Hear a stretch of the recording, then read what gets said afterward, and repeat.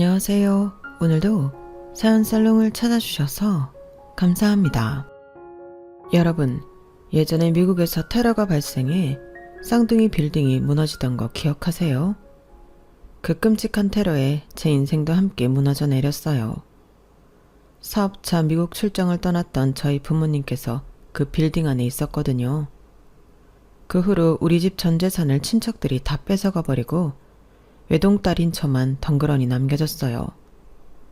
피가 섞인 친척들이라고 해서 다 믿을 존재는 아니더라고요. 내 부모 내 형제가 최고지 친척들은 남이나 다름없더군요. 아직 초등학생이어서 어린 나를 그들은 그냥 고아원으로 바로 보내버렸어요.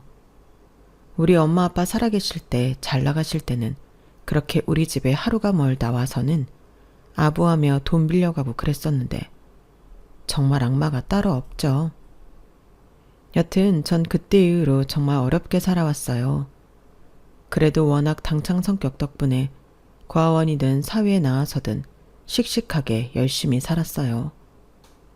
남들에게 다 있는 돈이 나한텐 한 푼도 없지만 돈보다 더 값진 시간은 누구에게나 똑같다는 생각으로 말이죠. 그 시간을 쪼개고 쪼개어 정말 똥줄 타들어가게 열심히 살았어요. 누가 보면 뒤에서 귀신이라도 쫓아오는 듯이 말이죠. 그렇게 살아왔더니 이제서야 좀 여유와 자유로움이 생기네요. 얼마 전 갑자기 큰 부를 얻게 되었는데 아직도 적응이 안 됩니다. 고등학교만 졸업하고 바로 취업하여 직장 생활도 열심히 했어요.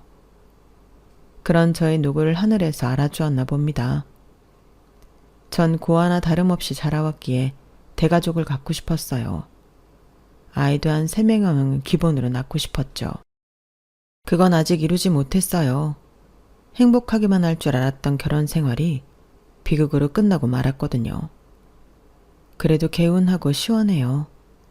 섭섭한 건 정말 하나도 없어요. 그동안 결혼 생활에서 말썽쟁이 심으로 인해 온갖 고난과 역경을 다 겪었거든요. 제 이야기 들어보면 무슨 못된 시모, 악마 시모, 모음집 같으실 거예요. 왜 막장 드라마 보면은 어떻게 저런 일이 생길 수 있지? 하고 생각하잖아요. 그런데 현실은 더 심각하더라고요. 시모가 어찌나 사고뭉치의 악마 같던지 지금 생각해도 제가 어찌 결혼 생활을 몇 년씩이나 유지했는지 대단하게 느껴져요. 제가 겪은 온갖 에피소드들을 오늘 사연살롱에 다 풀어놔 볼게요. 한번 들어보시면 대가족을 지향했던 제가 왜 이혼 결정까지 내리게 됐는지 충분히 이해할 수 있을 거예요. 물론 막판엔 남편의 어마어마한 비밀폭로로 인해 충격을 받고 이혼하게 됐지만 그 과정에 이르기까지 시모의 악마 역할이 결정적이었죠. 그놈의 서울대 박사학위가 뭔지, 남편이 서울대 박사 출신의 연구원이라 지적인 면모에 반해 결혼한 것도 있어요. 처음엔 그저 착한 줄로만 알고 있었는데 살다 보니 남편이 엄청난 마마보이였다는 걸 알게 됐어요. 덕분에 시모한테 대든 저만 나쁜 년이 되고 말았죠. 얘기하다 보니 슬슬 옛 생각이 나서 열이 받네요. 오늘 하루 사연살롱이 다 털어버리고 완전히 새 출발하려고요. 그게 제 정신건강에 도움이 될 것 같네요. 그럼 제 이야기를 시작해 볼게요. 제가 아까 우리 집이 꽤 잘 살았다고 했었잖아요. 정말 그랬어요. 우리 집에 일하는 사람만 7, 8명 정도 상주했던 것 같아요. 운전기사, 경비원, 유모, 정원관리사, 가사도우미 등등. 덕분에 전 외동딸이었지만 일하는 분들을 내 가족, 친척 삼아 북적북적 재미나고 행복하게 자랐어요. 우리 집이 이렇게 부유할 수 있었던 건 아빠가 자수성가한 건설회사 CEO였기 때문이에요. 아빠는 지독히도 못 사는 집에서 태어난 흙수저였어요. 형제들도 다들 별 볼 일 없었는데 아빠의 엄청난 노력으로 집안을 일으킨 거죠. 가난한 집안에서 성공한 사람 한 명 나오면 다들 모여들어 빨대 꽂는 거 아시죠? 고모와 작은아빠네 식구들도 그 친척까지 동원해 우리 아빠 회사에 빨대 꽂고 있었어요. 아빠를 제외한 고모와 작은아빠는 무식해서 큰일은 못 맡기고 간단한 일만 맡기며 월급을 두둑히 주고 있는 상황이었죠. 똑똑하고 능력 있었던 아빠는 아메리칸 드림을 꿈꾸며 미국에까지 사업을 확장하려 했어요. 미국 출장을 정말 많이 다녔죠. 평소엔 거의 혼자 다니시다가 그때는 부부 동반 모임이 미국에 있다면서 엄마와 함께 떠나셨어요. 엄마는 초등학생인 저를 서울에 두고 가는 게 좀 불안하셨던 것 같아요. 석영아, 우리 예쁜 딸 유모 아줌마랑 잘 있을 수 있지? 게다가 고모랑 작은아빠한테도 말해놨으니 아마 잘 돌봐주실 거야. 이번 출장은 부부 동반이라 엄마도 가야 할 것 같아. 미국에서 3일 만에 바로 돌아올 테니까 너무 섭섭해하지 말고 있어. 알았지? 그렇게 3일 만에 돌아온다는 엄마는 그 후로 영영 돌아오지 못했어요. 시신조차 발견하지 못한 채 크나큰 사고에 의해 처참히 돌아가시고 말았어요. TV에서 그 테러를 목격하고는 너무 끔찍해서 TV를 꺼버렸는데 그 건물에 우리 엄마 아빠가 계실 줄은 꿈에도 몰랐죠. 나중에 주위 사람들 입을 통해 듣고는 어린 나이에 충격이 너무 커서 기절해버리고 말았어요. 깨어나서도 몇 개월간 실어증을 앓았어요. 그래도 내 주위엔 그동안 날 친딸처럼 돌봐줬던 유모 아줌마와 가사도우미 아줌마들이 있었는데 어느 날은 누워있는 제게 작별 인사를 고하더군요. 석영아, 아줌마가 더 이상 널 볼 수 없게 됐어. 아줌마네 집안 사정도 안 좋고 해서 무료로 널 봐주는 것도 한계가 있구나. 유모 아줌마, 대체 무슨 말이에요? 우리 엄마 아빠가 모아놓은 돈에서 아줌마 월급 드리고 있는 거 아니었어요? 고모랑 작은아빠가 회사랑 이 집 살림 다 알아서 하신다고 했었는데. 석영아, 내가 마지막으로 당부를 할게. 앞으로 살아가면서 너 자신 외에는 다른 사람 아무도 믿지 말어. 특히 너희 고모랑 작은아빠는 악마 같은 인간들이야. 네 아빠가 피땀 흘려서 회사 본인들이 다 갖고 이 집도 다른 사람한테 팔아버렸대. 아마 조만간 석영이 너도 짐 빼야 할 거야. 아휴, 우리 불쌍한 석영이 어쩌니. 내 친딸처럼 키워온 내 새끼. 엄마 아빠를 사고로 잃은 충격이 채 가시지도 않았는데 뒤통수를 맞은 느낌이었어요. 그래도 내가 진짜 그 집에서 쫓겨나기 전까진 고모와 작은아빠라는 작자들을 믿었어요. 우리 부모님 살아계실 때는 나에게도 잘해주는 척하며 살살거렸던 인간들이었거든요. 그런데 딱 일주일 뒤 진짜 저는 우리 집에서 쫓겨나고 말았어요. 잔뜩 쫄아있던 절 데리고 고모란 년은 고아원으로 향했어요. 그리고는 내 눈을 보지도 않고 고아원 관계자한테 맡겨버리더군요. 내가 고모를 불러 세워서 살벌한 눈빛을 쏘면서 마지막으로 말했어요. 고모, 아니 오늘부로 고모도 아니니까 그냥 아줌마라 할게. 우리 아빠 피 빨아먹고 살더니 아빠 돌아가시니까 날 이렇게 버려? 우리 부모님 돈도 다 가로챈 거 내가 모를 줄 알아? 내가 크면서 매일 기도할 거야. 당신네들 자식이며 식구들 모두 불행하게 되져버리라고 저주할 거라고. 고모는 아이인 줄로만 알았던 저의 섬뜩한 멘트에 얼굴이 일그러지더니 그냥 돌아서 가버리더군요. 저는 종교는 없었지만 자기 전 늘 기도를 했는데 나의 행복과 더불어 그들의 불행을 빌었어요. 그 기도가 하늘에 닿았는지 몇 년 후 그들의 비참한 소식을 듣게 되었어요. 고모와 작은아빠가 계속 운영했던 우리 아빠 회사는 처참하게 망해버렸다더군요. 실력도 없고 멍청한 사람들이 회사를 운영하다 보니 그렇게 된 거죠 뭐. 게다가 작은아빠는 말기암에 걸려 죽기 직전이고 고모는 본인이 바람펴서 이혼당해 길가로 내몰리게 생겼다고 했어요. 나중에 학교에서 사필규정이라는 한자어를 배웠는데 딱 그 케이스였어요. 저는 제가 잘 사는 게 그들에 대한 최고의 복수라 생각했어요. 내가 사는 곳이 고아원이든 사막 한복판이든 진짜 죽어라 열심히 살았어요.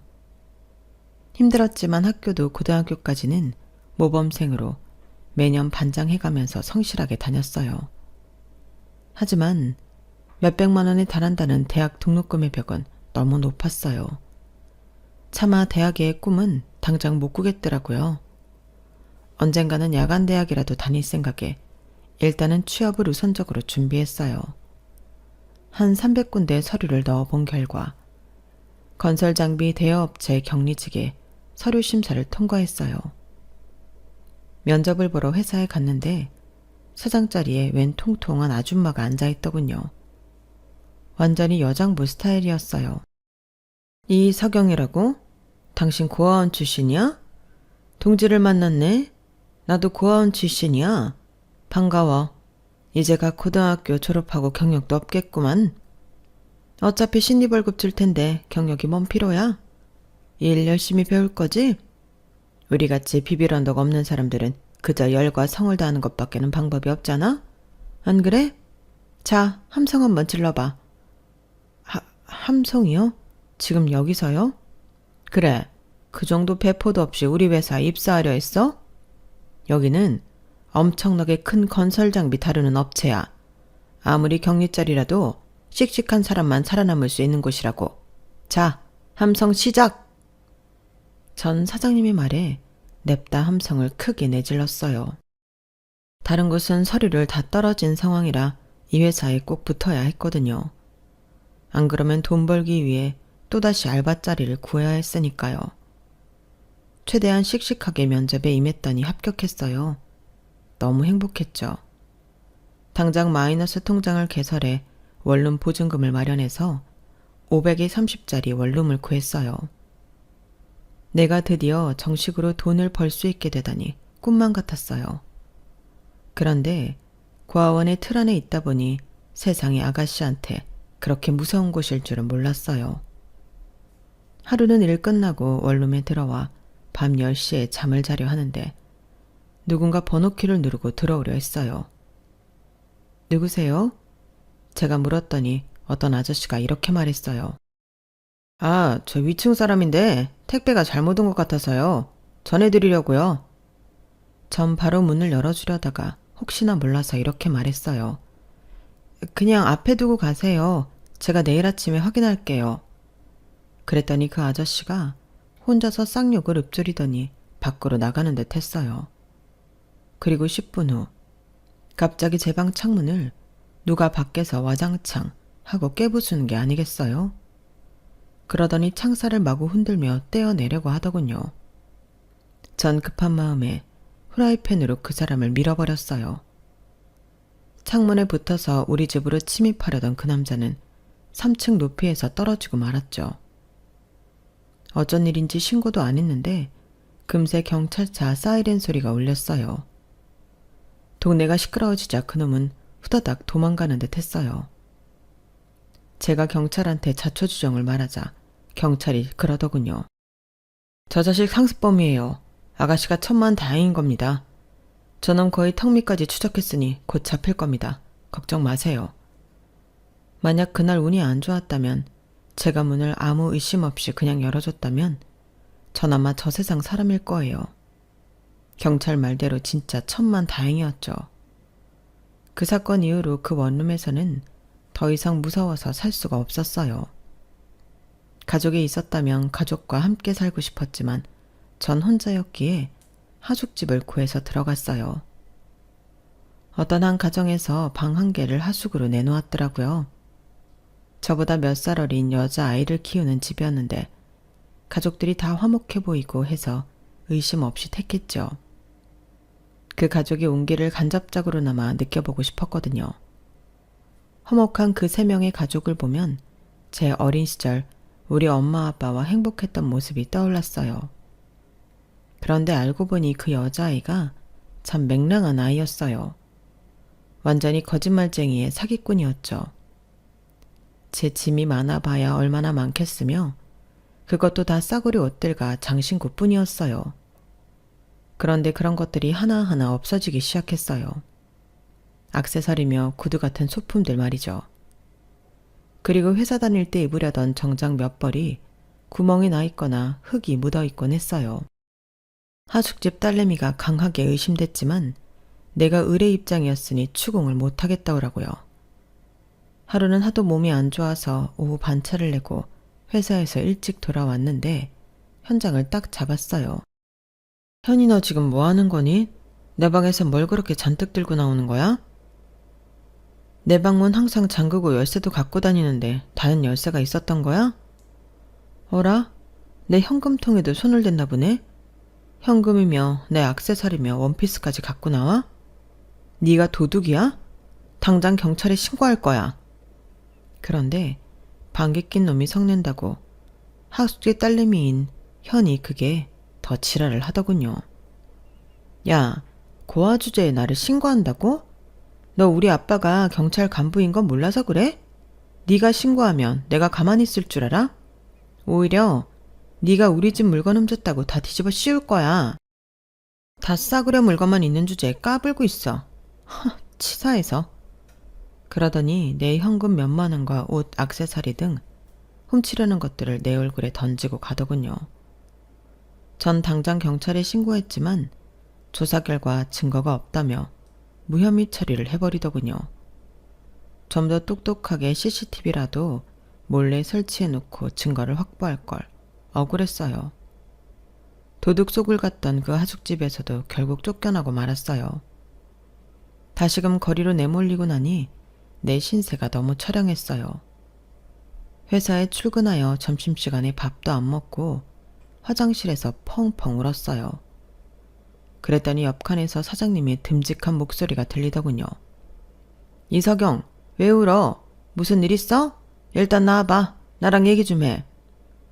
저는 쭈뼛쭈뼛 사장실로 가서 이 얘기 저 얘기 요새 제가 겪어온 너무 황당한 이야기들을 다 털어놓았어요. 여자 사장님이 내 친엄마처럼 너무 잘 들어주시니까 점점 내 안에서 서러움이 복받치더니 급기야 통곡을 하게 되었어요. 아우 그만 울어 이 바보야. 그런 일 있으면 진즉 나한테 얘기했어야지. 우리 회사 사택 있는 거 알지? 지방에서 올라온 사람들만 사용하게 해주는 건데 석영이는 특별히 내가 쓰게 해줄게. 사택이 제일 안전하겠다. 같은 고아원 출신이라고 내가 특혜주는 거야. 알지? 앞으로 일 열심히 해. 아무리 격리짜리라도 회사 돌아가는 전반적인 일들 다 배우려고 노력하란 말이야. 알겠지? 내가 지켜볼 거야. 감사합니다, 사장님. 앞으로 더 열심히 일할게요. 전 사장님의 배려 덕분에 사택에서 무료로 살게 되었고 사장님 말씀처럼 회사 일 전반에 대해 파악하려고 노력했어요. 회사 위 상사분들을 귀찮게 하며 이것저것 여쭤보기도 많이 여쭤봤어요. 처음엔 고졸 출신 경리 따위가 회사 전반에 대해 알려고 하니 무시하면서 안 가르쳐주기 일쑤였어요. 그러다가 정말 적극적으로 일을 하며 진심으로 배우길 원하니 하나하나 조금씩 가르쳐주더군요. 그러면서 정말 회사의 사업이 어떻게 돌아가는지에 대해 파악하게 되었어요. 20대 아가씨가 회사 일에만 매진하다 보니 남자친구 사귈 시간도 없었어요. 그렇게 사택과 회사만 오가는 일상이 전부였어요. 그러다가 고아원 친구가 우리 회사 근처에 호프집을 개업했다고 하여 일일 알바생으로 들어가 맥주를 날랐어요. 저와는 친자매처럼 지냈던 친구라서 뭐든지 도와주고 싶었거든요.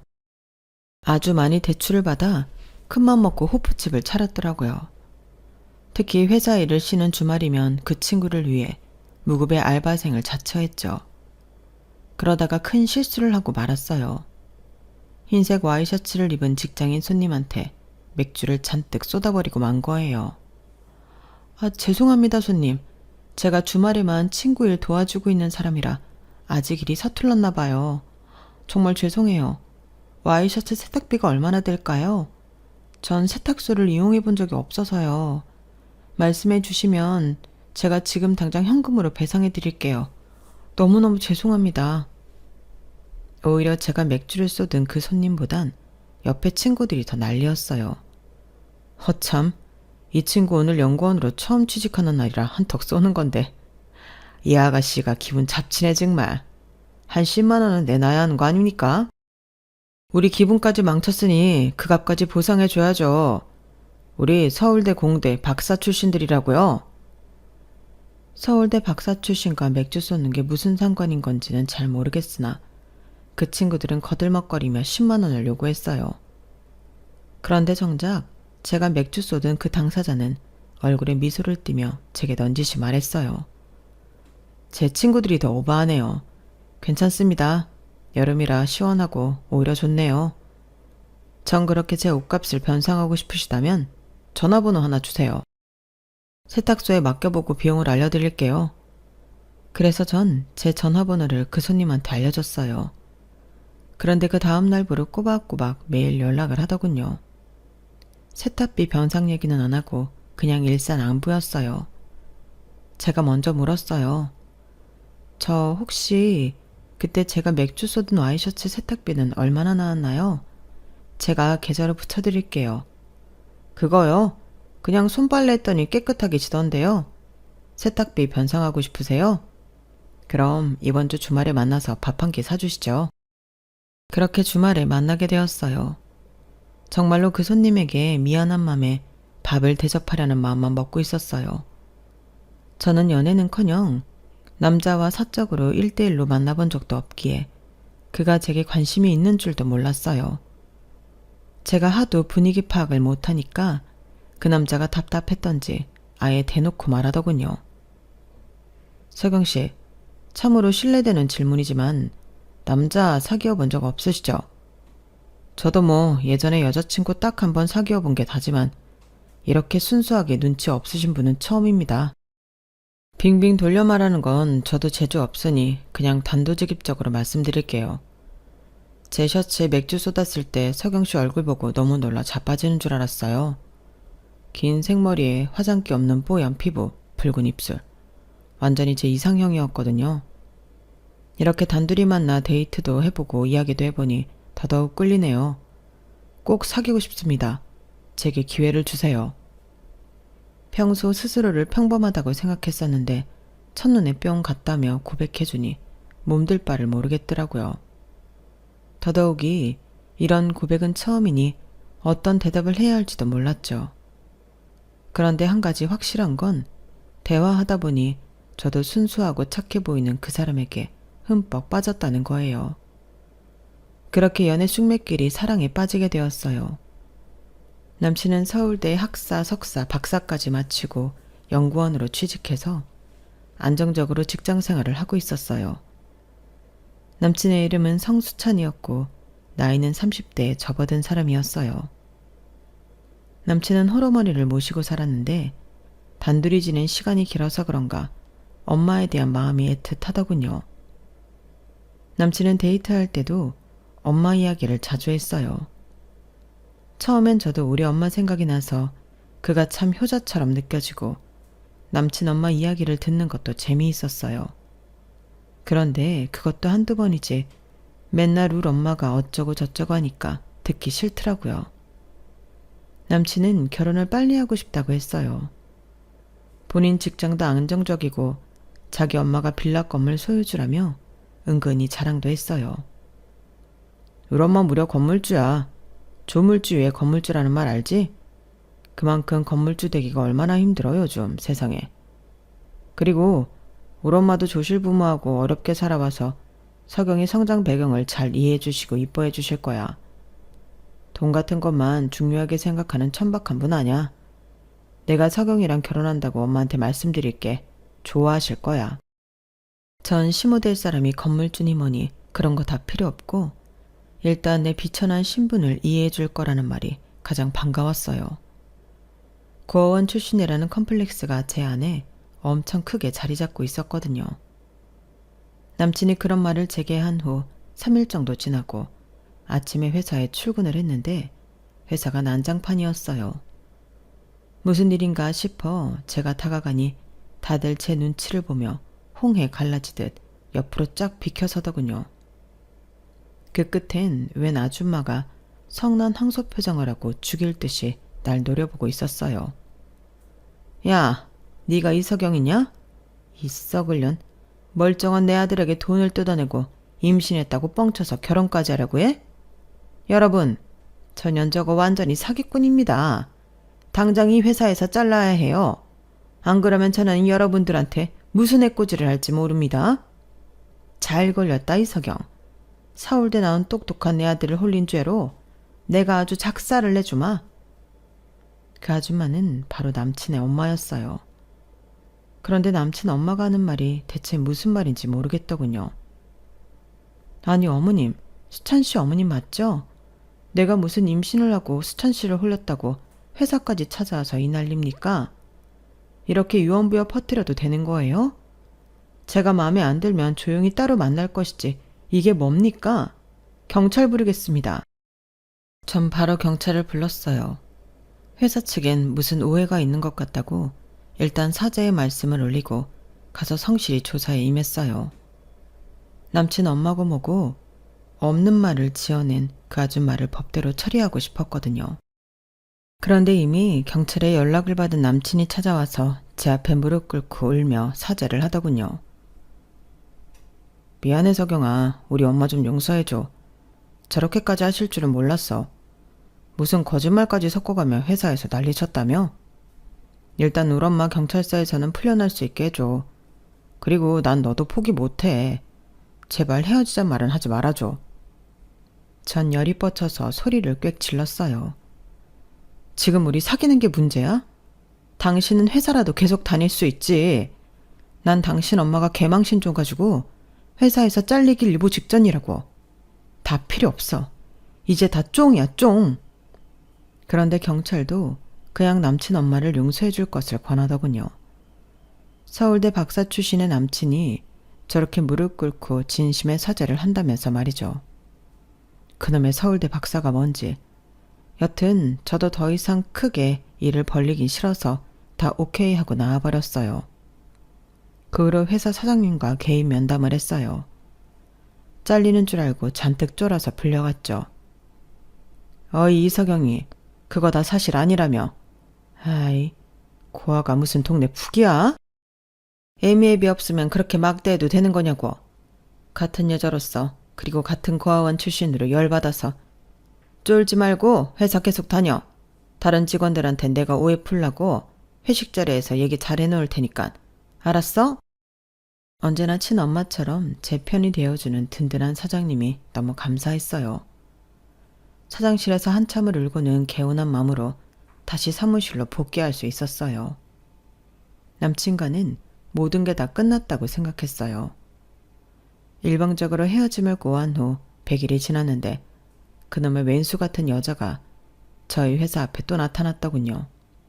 이번엔 표정이 좀 달랐어요. 저기 석영 양, 나랑 같이 병원 좀 가줘요. 우리 아들 좀 살려줘요. 석영 양이랑 헤어졌다는 것 때문에 내 말은 듣지도 않고 단식 투쟁하다가 쓰러지고 말았어요.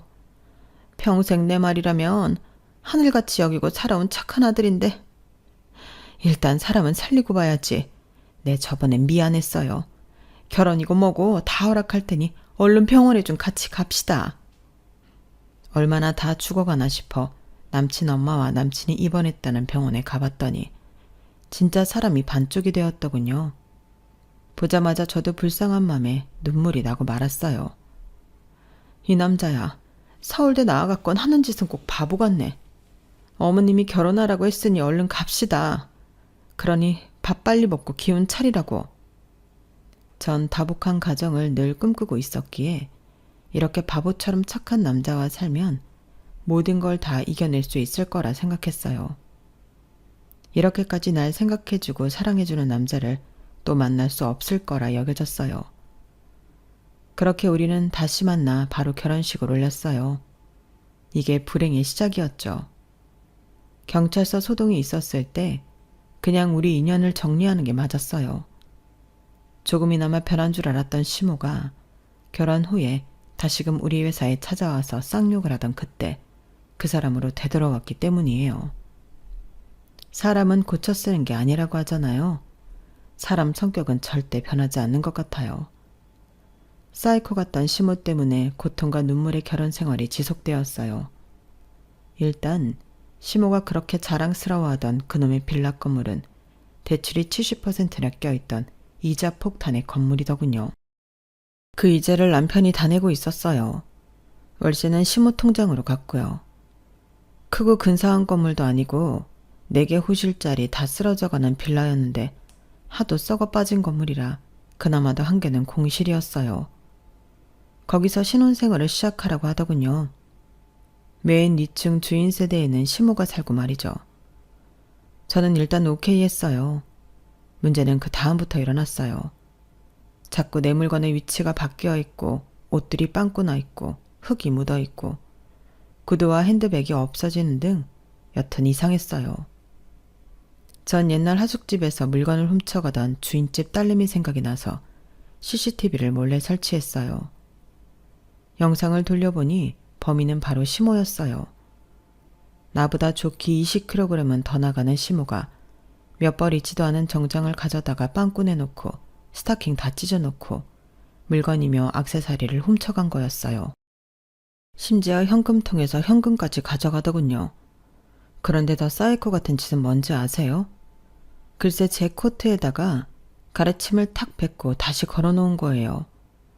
미친 사람이 아니고서야 어떻게 며느리 코트에 그럴 수가 있는지 당장 시모한테 영상을 보여주며 따졌어요. 그랬더니 미안한 기색은 없고 오히려 내게 화를 내더군요. 야, 너 가족 맞냐? 어떻게 하늘 같은 CM의 뒤를 캐려고 몰래 카메라를 설치해놓고 감시할 수 있냐? 이거 어디 무서워서 살겠나? 참, 내 아들한테 다 이럴 거다. 지 마누라 예절교육 단단히 시키라고 말이야. 전 너무 화나서 대들었어요.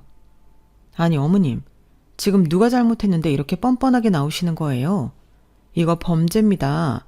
깜빵 가고 싶으세요? 며느리 코트에 가래침 뱉는 건 예절 있는 행동이라고 생각하세요? 기가 차서 말도 안 나오네요.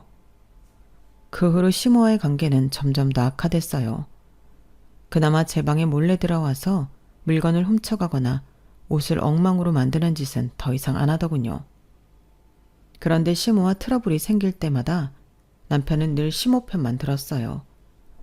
그 점이 절 가장 힘들게 했어요. 우리 엄마 젊어서 혼자 되고 외동아들이 나 키우느라 얼마나 고생했는지 당신도 많이 들어서 잘 알잖아.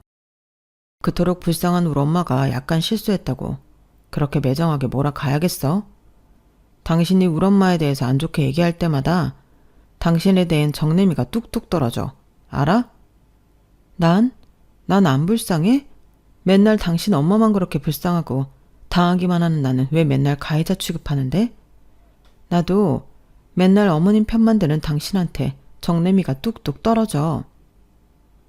철없고 맨날 사고만 치는 시모 때문에 우리 부부 사이도 점점 갈라지고 있었어요. 그래도 힘들게 한 결혼인데 이혼을 할 수는 없기에 최대한 노력해보려고 했어요. 제가 생각한 돌파구는 바로 분가였어요. 자기야, 우리 분가하자. 자기 모은 돈 얼마나 있어? 그동안 사실상 내 월급으로만 생활하고 있었으니 당신은 연구소에서 받은 돈 다 저축해놨을 거 아냐? 사실 그동안 제가 중소기업에서 받은 쥐꼬리만한 월급으로 다 생활하고 있었어요. 남편으로부터 받은 생활비는 정말 전무했죠. 그만큼 남편이 잘 저축하고 있다고 생각했어요. 허투루 돈은 안 쓰는 스타일이었거든요. 그런데 돈 얘기가 나오자 남편은 어버버하며 당황했어요. 돈? 갑자기 돈은 왜? 그리고 분가라니 무슨 뚱딴지 같은 소리야? 우리가 따로 살았다가 엄마 쓰러졌는데 발견 못해서 골든타임이라도 넘기면 어쩔 거야. 그렇게 평생 후회할 짓은 하기 싫어. 그냥 엄마랑 같은 건물에서 계속 살자. 잠깐만, 분가는 차치하고 그래서 지금 모아놓은 돈이 얼마 있다는 거야? 당장 핸드폰으로 계좌 잔액 보여줘. 월급 통장 말이야.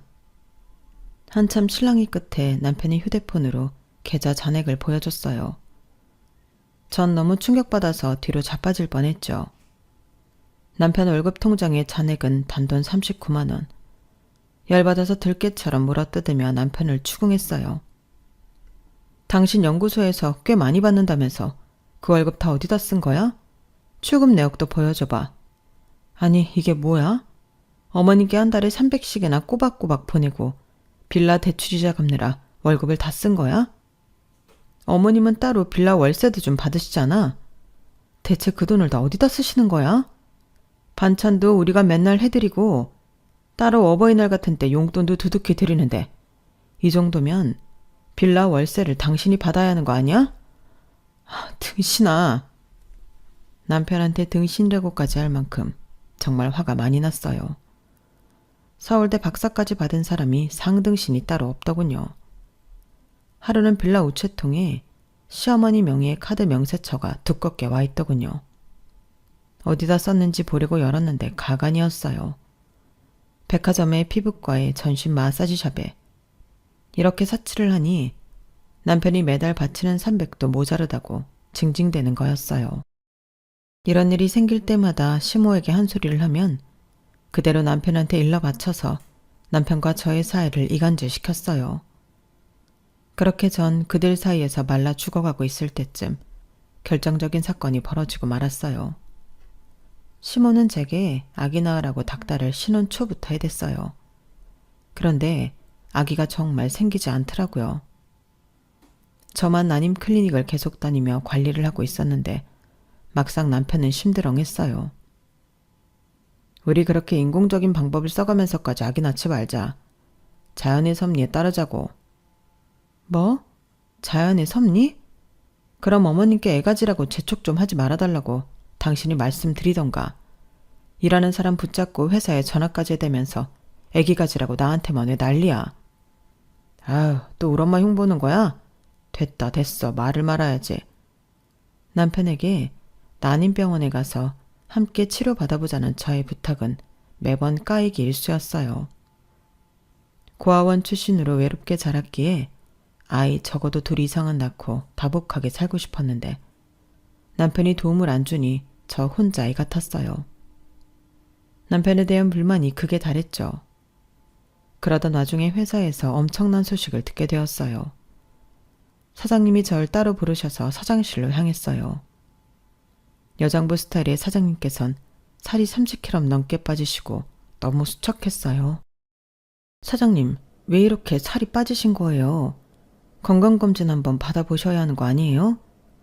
서경아, 내가 서경이를 친딸처럼 생각하고 있는 거 잘 알고 있지?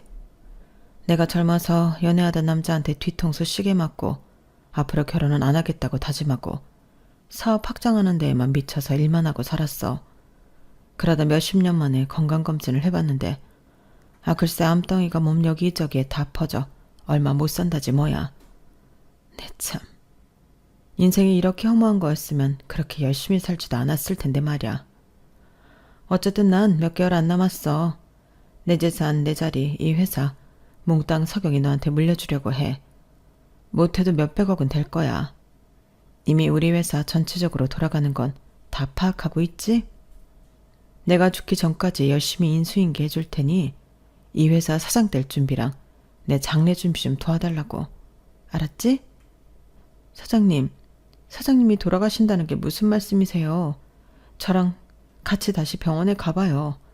여러 군데 가봐서 사장님 살릴 수 있는 데 찾아서 치료받으세요. 아님 미국이든 일본이든 다른 나라 병원이라도 가서 할 수 있는 치료 다 해보자고요. 저와 사장님은 부둥켜 안고 엉엉 울었어요. 친엄마같이 절 지켜주셨던 사장님이 갑자기 이렇게 돼버린 게 너무 절망스러웠죠. 다음 말부터 사장님은 정말로 제게 본인 사장직을 인수인계 해주셨어요. 어쨌든 그 과정에 대해 남편한테도 이야기를 해야 할 것 같아서 대화를 나누려 했어요. 나 기니 할 말이 있어. 중대한 일이야. 아직 본격적인 이야기를 꺼내지도 않았는데 남편은 뭔가 지레 겁을 먹은 듯이 본인이 먼저 자기의 이야기를 술술 하더군요. 혹시 내 얘기 어디서 들은 거 있는 거야? 그래, 나 고자야. 애 못 낳는 남자다. 씨 없는 남자라고. 성인 돼서는 비뇨기과에 간 적 있는데 무정자증이라고 하더라. 당신한테 숨긴 건 미안하지만 이제 다 알았으니 오히려 개운하네. 전 눈앞이 핑 돌았어요. 너무 충격적이었죠. 뭐? 무정자증이라고? 내가 그토록 아기를 원하는 사람이고 어머님이 나한테만 애 빨리 낳으라고 닥달을 할 동안 당신은 강 건너 불구경하도 있었단 말이야? 어차피 불가능할 걸 알면서도 내가 산부인과 다니면서 나팔관 조영술이며 뭐며 난임 시술 받고 혹시 내 자궁 때문에 애가 안 생기는 건가 전전긍긍 할 때마다 그냥 아무 말 않고 가만히 있었단 말이야? 당신 미쳤어? 사이코야? 내가 그토록 갖고 싶던 따뜻하고 다복한 가정은 이미 물 건너간 듯 했어요. 그래도 그리 쉽게 이혼 결정은 못 내리고 몇 달을 냉랭하게 남보다 못한 사이로 지냈죠. 그 사이에 회사 사장님은 말기암으로 돌아가시고 얼떨결에 제가 사장 자리에 앉게 되었어요. 그동안 나름대로 회사 전반에 대해 열심히 공부했기에 회사 운영은 그리 어렵게 느껴지지 않았어요. 제가 사장님으로부터 상속받고 증여받은 금액에 대해서는 남편이나 시모한테 딱히 말하지 않았어요. 그들에 대한 정내미가 이미 뚝뚝 다 떨어진 상태였기 때문이에요. 그러던 와중 시부 제삿날이라며 시부가 부르기에 반차 내고 시댁으로 달려갔어요. 그런데 아무도 없길래 시모한테 전화를 했죠. 그랬더니 정작 날 부른 시모는 놀러가고 저한테 조롱하듯 말하더군요. 야, 돈도 잘 못 버는 네가 시아버지 제사상 다 차려야 하는 거 아니니? 그럼 뭐 서울대 박사 출신 내 아들이 도와주기라도 해야 한다는 거야? 아님 다 늙어서 힘 빠진 시애미가 차려야 한다는 거니? 네, 참 웃겨서. 어머님, 웃긴 건 저예요. 회사 반차까지 내고 오게 하셨으면 적어도 어머님께서 집에 계시면서 제사상 차리는 걸 도와주셔야 하는 거 아닌가요? 그리고 돈이요. 어머님, 제가 얼마 버는지 모르시는구나. 당장 통장 찍어서 보내드릴게요. 서울대 박사 출신인 잘난 아드님보다 제가 100배, 1000배 많이 버니까 확인해 보시라고요. 안 그래도 이혼 생각을 갖고 있던 차에 차라리 잘 됐다 싶었어요.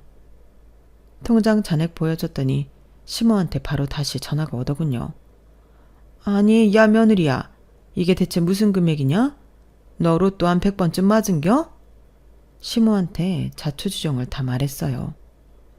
돌아가신 회사 사장님으로부터 엄청난 금액의 재산과 회사를 물려받았으니 나도 이제 현금만 수십억에 부동산 자산과 회사까지 내 소유가 된 건 모두 다 말이죠. 석영아, 내 딸아. 난 날 며느리로 생각한 적이 없다. 넌 내 딸이나 다름없다. 너도 날 엄마처럼 여기고 함께 잘 살아보자꾸나. 난 시어머니를 엄마라고 생각한 적 단 한 번도 없는데요. 어차피 이혼할 생각이었으니 이렇게 다 까발린 거예요. 어머님 아들 고자예요. 지금까지 애 안 생긴 게 다 서울대 박사 출신 고자인 어머님 아들 탓이니 이제 내 탓 그만하세요. 아, 이제 해방이네요. 해방. 더 이상 얼굴 마주치지 말자고요. 아, 그리고 오늘 제사는 엄니가 하든지 말든지 마음대로 하세요. 전 다시 회사로 가봅니다. 내 회사 말이죠. 그리고는 바로 변호사 사무실에 찾아가 이혼 절차를 다 위임했어요. 애도 없는 마당이니 최대한 빨리 처리해달라고 부탁했어요. 이혼을 하는 과정에서 시모와 남편이 매일 찾아오고 연락하고 난리도 아니었어요. 한 푼이라도 뜯어내기 위해서였죠. 하지만 변호사더러 최대한 돈 안 주는 방향으로 이혼 끝내달라고 의뢰했어요. 초고속으로 이혼 소송은 끝이 났죠. 이젠 개같은 시모와 남편으로부터 해방이에요. 내 인생 만세입니다.